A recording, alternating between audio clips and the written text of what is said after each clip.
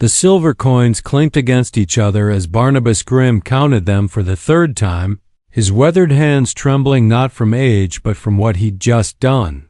Behind him, dust clouds kicked up by Apache horses were already fading into the New Mexico horizon, taking with them the pale figure of his 17-year-old daughter, Luminara. "Daddy, please." Her final scream still echoed in his ears as Chief Nalnish's warriors bound her wrists with leather strips.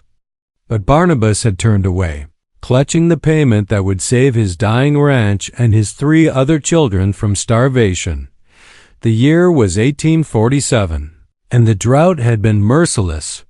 Cattle lay scattered across his land like bleached bones, and creditors from Santa Fe circled like vultures. When the Apache chief had approached him with an offer 50 silver pieces for the white ghost child, Barnabas saw salvation wrapped in damnation. Luminara had been born cursed, or so the townspeople whispered. Her skin was paper white, her hair like spun moonlight, and her eyes the palest blue anyone had ever seen. The other children threw stones, calling her devil's spawn and witch. Even his own wife had died birthing her, as if God himself rejected such unnatural beauty. But the Apache saw something different. Chief Nalnish spoke in broken English of ancient prophecies, of a white spirit who would bring great power to whichever tribe possessed her. Barnabas didn't believe in such nonsense, but he believed in silver. Now, 3 days later, as he rode toward the Apache encampment to deliver supplies as agreed, guilt gnawed at his gut like a hungry coyote. The tribal drums had been beating non-stop since Luminara's arrival, and smoke from ceremonial fires painted the sky in ominous hues. He found the camp transformed. Warriors who had seemed savage and primitive now moved with purpose and reverence. Children who had been playing were now kneeling in circles, chanting in their native tongue. And at the center of it all stood Luminara. She was no longer the frightened girl he'd sold. Dressed in white buckskin adorned with turquoise and silver, her albino hair braided with eagle feathers, she stood before a sacred fire with her arms raised to the heavens. Her pale skin seemed to glow in the firelight, and when she spoke, it was in perfect Apache, a language she couldn't have known 3 days ago. "The spirits have chosen her," Chief Nalnish said, appearing beside Barnabas like a shadow. "She is no longer your daughter. She is Moon Whisper, the bridge between our world and the next." As if hearing her new name, Luminara, now Moon Whisper, turned toward them. Her eyes, once filled with fear and confusion, now held an otherworldly wisdom that made Barnabas's blood run cold. She smiled at him, but it wasn't the smile of a daughter greeting her father. It was the smile of something far more powerful. Something that had been waiting 17 years to be awakened. 3 months had passed since Moon Whisper's transformation began, and the Apache nation was changing in ways that defied explanation. Barnabas rode into the tribal lands weekly now, no longer as a father but as a supplicant, drawn by reports that reached even the distant settlements. The girl who had once cowered from her own reflection now commanded respect from warriors twice. Her age. She had learned not just their language, but their entire spiritual tradition as if she'd been born to it. The tribal elders spoke in hushed tones of her visions, prophecies that came true with terrifying accuracy. She warned us of the cavalry patrol from Fort Marcy 3 days before they arrived. Chief Nalnish explained to Barnabas as they watched Moon Whisper conduct a healing ceremony. Because of her sight, we ambushed them in the canyon. Not one of our warriors fell. But it wasn't just military victories. Under Moon Whisper's guidance, the tribe had discovered 3 new water sources during the ongoing drought. Sick children recovered after she laid her pale hands upon them. Horses that had been lame ran like the wind after her touch, Barnabas observed. His daughter, though he struggled to think of her that way anymore as she worked with a young warrior named Takoda who had been mauled by a bear. Moon Whisper's hands glowed with an inner light as she chanted, And before Barnabas's eyes, the infected wounds began to close. "How is this possible?" he whispered. "The old stories speak of the White Walker," said Ayana, the tribe's medicine woman, joining him. "A pale spirit who would come in our darkest hour to lead us to victory over our enemies. We thought it was mythology until she arrived."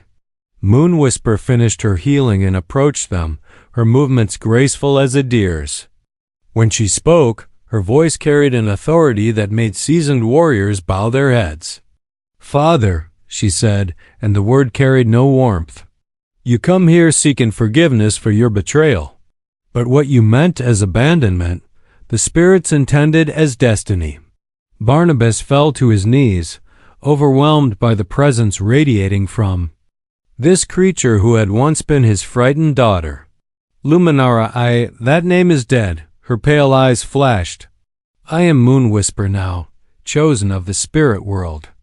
And through me, the Apache will reclaim all the lands stolen from them, starting with yours." The words hit Barnabas like a physical blow. Around the camp, warriors began to gather, their faces painted for war. In the distance, horses were being saddled and weapons prepared.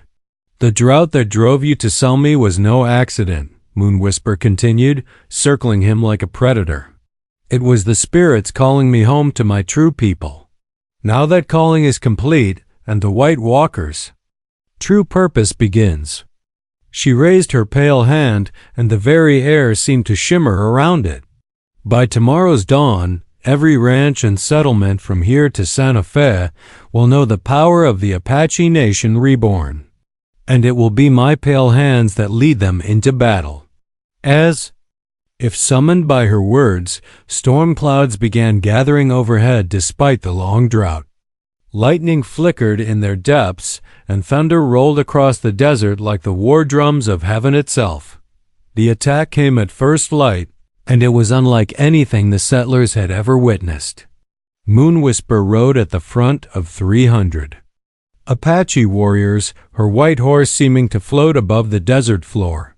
Her pale skin gleamed like silver armor, and where her mount's hooves touched the earth, wildflowers bloomed despite the drought. Barnabas watched in horror from his ranch house as the war party approached. He had spent the night loading his rifle and barricading the doors, but now he realized the futility of it all. His other children, Jeremiah, Prudence, and little Matthias, huddled behind him, their eyes wide with terror.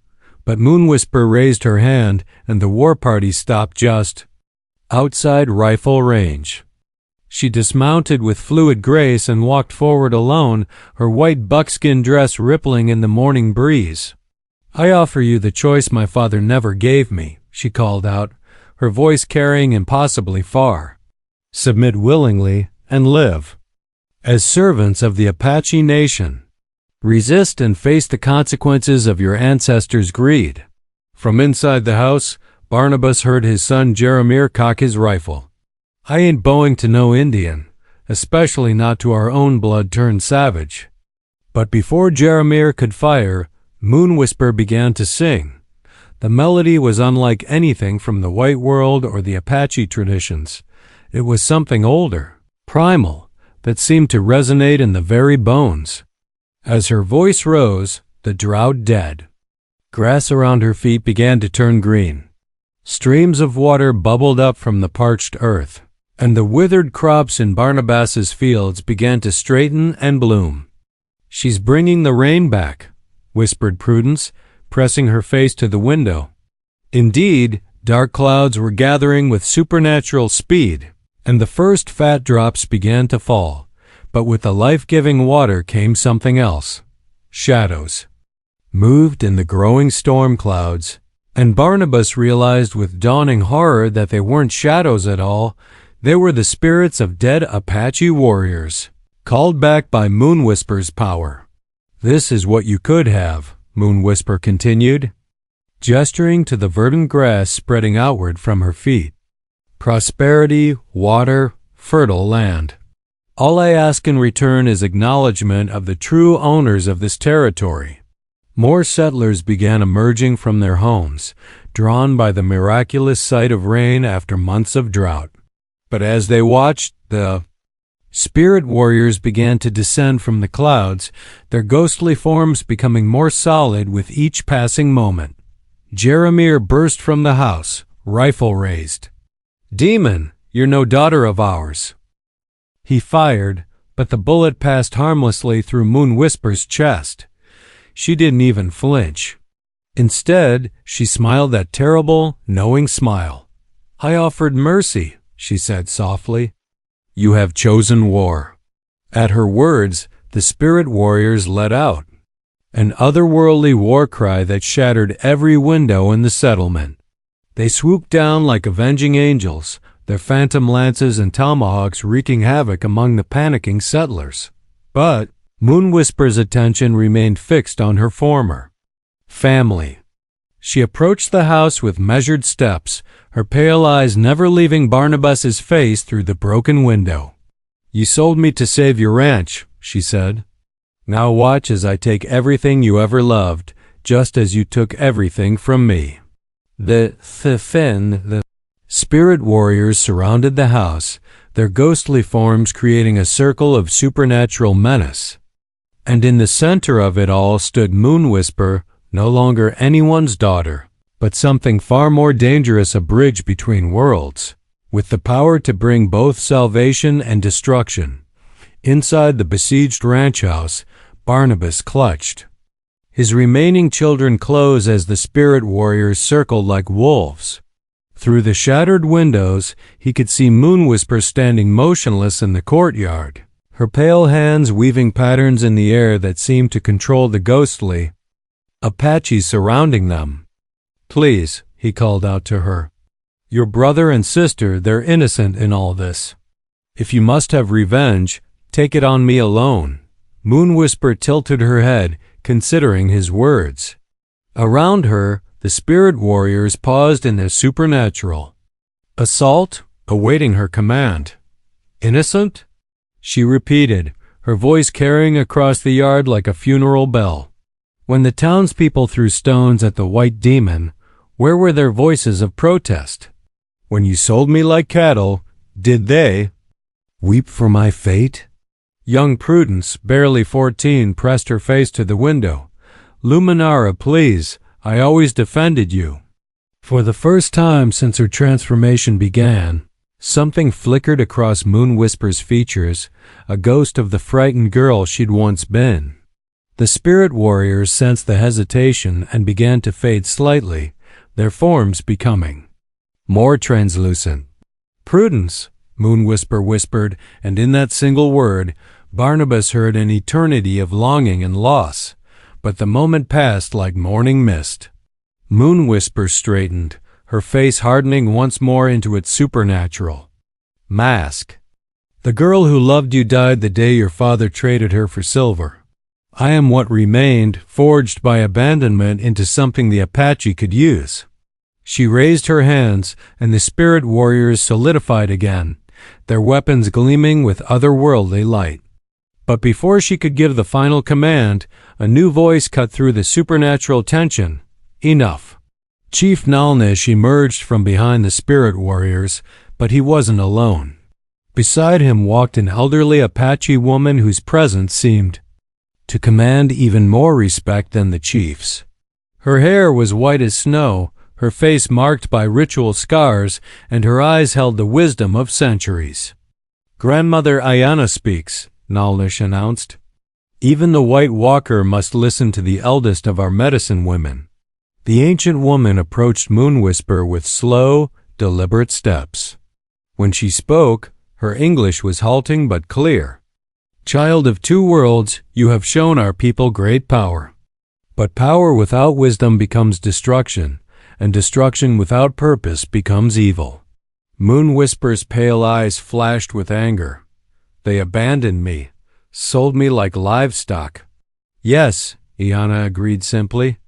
"And from that betrayal came great blessing for our people. But the spirits who chose you did not choose you for vengeance alone. They chose you to build bridges between worlds, not to burn them down." She gestured toward the ranch house where Barnabas and his children waited in terror. That man's greed brought you to us, but his children carry the same blood that flows in your veins. Apache blood now, blessed by the spirits, but still connected to this broken family.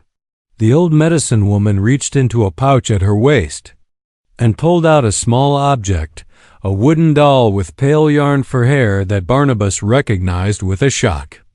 It was a toy he'd made for Luminara when she was 7, one she'd treasured until the day he sold her. "I found this among your belongings," Ayanna said gently, pressing the doll into Moon Whisper's hands. "The girl who loved this simple gift is not dead. She sleeps inside the warrior, waiting to wake." Moon Whisper stared at the doll, her supernatural composure cracking. Around them, the spirit warriors began to waver, their forms becoming unstable as her emotions conflicted. "Choose, White Walker," Ayanna said. "Will you be the bridge between worlds, or will you be the destroyer of them? The spirits gave you power for a purpose greater than revenge." Moon Whisper stood frozen in the courtyard, the wooden doll trembling in her pale hands. Around her, the spirit warriors flickered between solid and translucent as her internal battle raged. The old medicine woman's words had awakened something she thought she'd buried forever, the memory of who she'd been before the Apache transformed her. "I remember," she whispered, her voice barely audible above the otherworldly wind that surrounded them. "I remember making tea parties with this doll while you worked the fields, Father. I remember Prudence braiding my hair and telling me I was beautiful, not cursed." The spirit warriors began to fade as her grip on the supernatural power wavered. Chief Nalnish stepped forward, concern evident in his weathered features. "Moon Whisper, do not let sentiment cloud your judgment. These people represent everything our enemies have done to our nation. They must pay." But Grandmother Ayanna raised a gnarled hand to silence him. "No, Nalnish. The spirits chose her precisely because she carries both worlds within her heart. She is the bridge we have long awaited." Moon Whisper looked up from the doll to study her former family through the broken windows. Barnabas met her gaze with tears streaming down his face. Young Matthias, barely 8 years old, was crying. Jeremiah held his rifle but no longer pointed it at her. And Prudence, sweet Prudence, was mouthing the word sister over and over again. "The drought that drove you to desperation wasn't natural," Moon Whisper said to Barnabas, her voice gaining strength. "It was a test from the spirit world. They needed you to bring me to the Apache so I could fulfill an ancient prophecy." She began to pace, her white buckskin dress rustling in the supernatural wind. But the prophecy wasn't about conquest or revenge. It was about unity, about healing the wounds between our peoples before they destroy us all. Chief Nalnish frowned. "What are you saying, White Walker?" Moon Whisper turned to face the assembled Apache warriors, both living and dead. "I'm saying we've misunderstood my purpose. The spirits didn't give me the power to help the Apache destroy the white settlers. They gave me the power to create something new, a nation where both peoples can thrive." She raised the wooden doll high above her head, and it began to glow with inner light. "I call upon the spirits who chose me to witness this. I, Moon Whisper of the Apache, daughter of two worlds, claim this land not for conquest but for unity."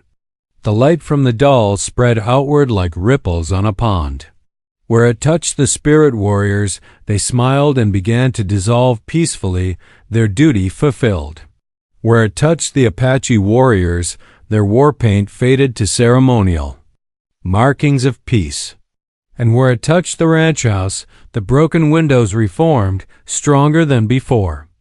"I offer a new covenant," Moon Whisper called out, her voice now carrying to every soul within miles.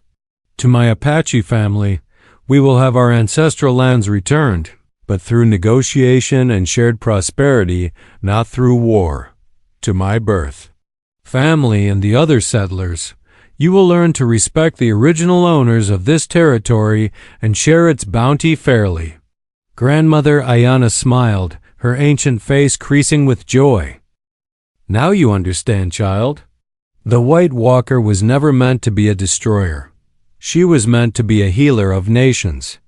But even as Moon Whisper spoke these words of unity, storm clouds gathered on the distant horizon. A rider approached at full gallop, an Apache scout with urgent news that would test her newfound wisdom. "Moon Whisper," the scout called out as he dismounted. "The cavalry from Fort Marcy rides this way with 200 soldiers. They come seeking vengeance for our recent victories. They will be here by sunset." The approaching thunder of cavalry. Hooves could be heard echoing across the desert as Colonel Thatcher's regiment rode hard toward the settlement. Word had spread throughout the territory about the White Witch who commanded Apache spirits, and the military response was swift and merciless. Moon Whisper stood at the edge of the ranch, her supernatural senses allowing her to perceive the soldiers' approach long before others could. Beside her, Chief Nalnish waited with 300 Apache warriors hidden in the surrounding mesas and canyons. "They come for war," Nalnish said grimly. "Your words of peace may be noble, White Walker, but bullets care nothing for noble intentions." From the ranch house, Barnabas emerged with his children, his face pale with fear. "Luminara Moon Whisper, if the cavalry finds you here, they'll kill everyone. Apache and white alike." Moon Whisper closed her eyes, reaching out with the spiritual power the Apache had awakened within her. She could sense Colonel Thatcher's burning hatred, his determination to wipe out what he saw as an unnatural alliance between races.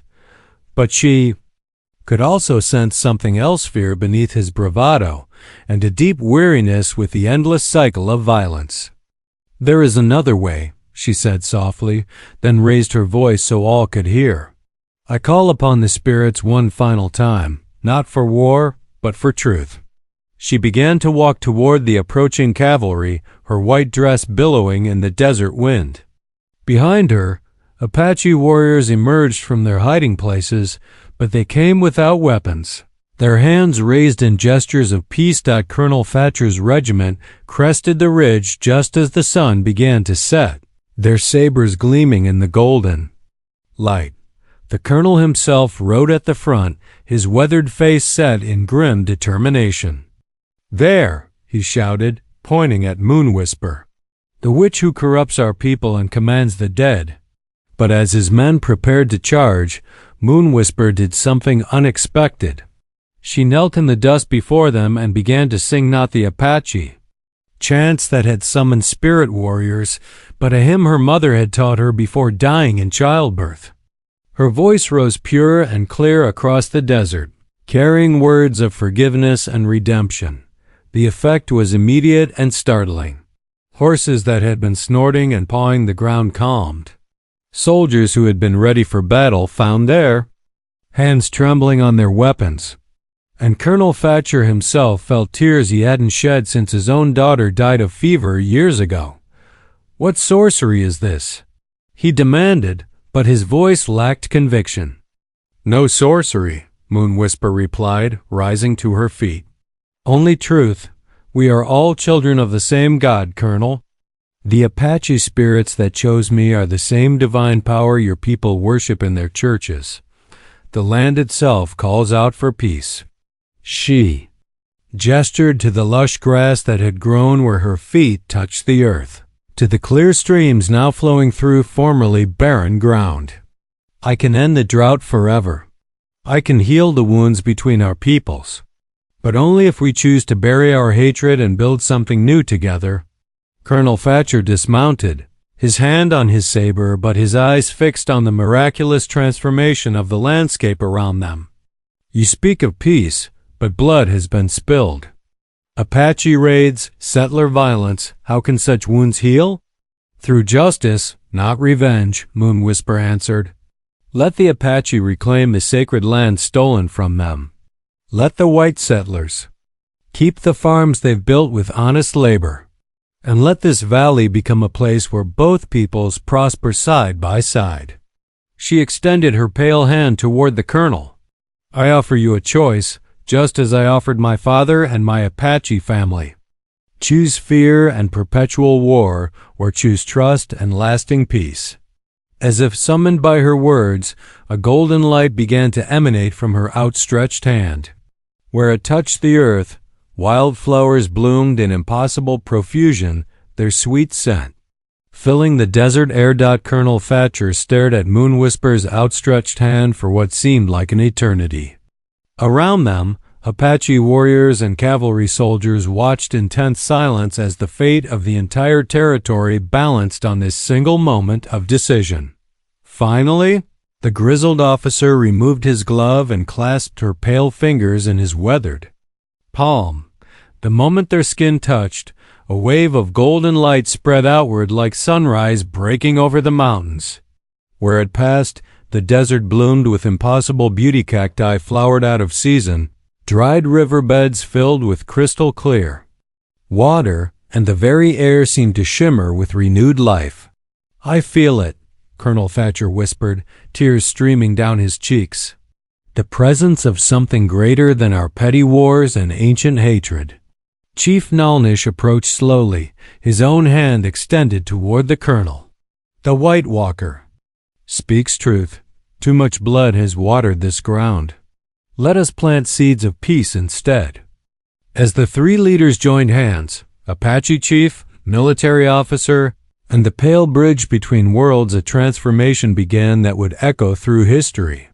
The golden light spread beyond the valley, touching settlements and Apache camps. Throughout the territory, wherever it reached, weapons were lowered, hatred softened, and understanding bloomed. In the days that followed, Moon Whisper's vision became reality. A new territory was established, the first in American history to be jointly governed by Native and European descendants. The Apache were granted title to their sacred mountain lands, while settlers retained their farms and businesses. Trade flourished between the communities, with Apache knowledge of desert survival combining with settler agricultural techniques to create unprecedented prosperity. Moon Whisper herself became the first territorial governor, her unique heritage making her acceptable to both peoples. She established schools where Apache children learned English and mathematics while white children learned native languages and traditional wisdom. Mixed marriages, once forbidden, became celebrated unions that strengthened the bonds between communities. Barnabas rebuilt his ranch as a model of cooperation, employing Apache cowboys alongside white settlers and sharing his profits fairly with all workers. His children grew up bilingual and bicultural, with Prudence eventually marrying Dakota, the warrior Moon Whisper had healed, while young Matthias became a respected medicine man trained by grandmother, Ayana herself. The drought that had plagued the territory for years never returned. Under Moon Whisper's stewardship, the desert bloomed with incredible fertility. Rivers ran clear and full, crops grew in abundance, and the land itself seemed to celebrate the harmony between its human inhabitants. Years later, as she stood on Sesdan, the porch of the territorial capitol building, Moon Whisper reflected on the journey that had brought her here. The frightened albino girl sold by her desperate father had become the White Walker of Apache legend. But more than that, she had become proof that love could triumph over hatred, that unity was possible even between the most unlikely allies. In her hands, she still kept the simple wooden doll her father had made her, now a treasured symbol of the family bonds that had survived even the deepest betrayal. Sometimes she would take it out and remember that incredible moment when she chose forgiveness over revenge, healing over destruction. The territory of Luminous Valley, as it came to be known, became a beacon of hope for the entire frontier. Visitors came from as far as Washington and Mexico City to witness the impossible, a place where Apache and Anglo, Mexican and African, all the scattered peoples of the borderlands lived and worked together in harmony, and at the center of it all stood Moon Whisper. No longer the abandoned daughter or the supernatural warrior, but something far greater, a living bridge between worlds, a testament to the transformative power of choosing love over hate, unity over division. The spirits had chosen well. The White Walker's true destiny was not conquest, but creation, the birth of a new kind of America where all peoples could find their home.